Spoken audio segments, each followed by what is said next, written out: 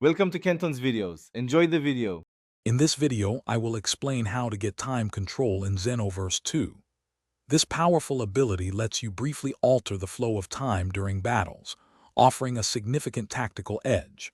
Whether you're looking to set up devastating combos or escape tricky situations, mastering this skill can truly elevate your fighting style. We'll cover the exact steps to add this valuable technique to your character's arsenal, ensuring you're ready for any challenge. The primary way to obtain the specific time control skill is by successfully completing parallel quest number 18. During this quest, you must protect Guldo, ensuring his health stays above 50% throughout the mission. Achieving an ultimate finish by defeating all opponents, including Captain Jinyu when he appears, significantly increases your chances of receiving the skill as a reward. It might take a few tries, as drops are based on a bit of luck.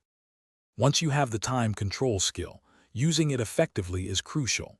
A quick tap of the activation button will trigger a brief time-slowing effect, perfect for interrupting enemy attacks or landing a quick hit. For a longer duration, hold the button to charge the skill, allowing for more extensive tactical maneuvers.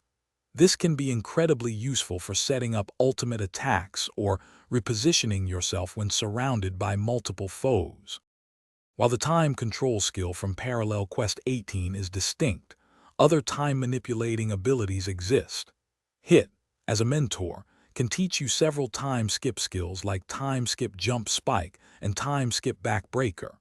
You can also wish for the ultimate attack, time skip Molotov, from Shenron after collecting all 7 Dragon Balls. Remember to check the description for a link to the Echo Dot smart speaker and other great deals. Thanks for watching. Consider subscribing if we helped you.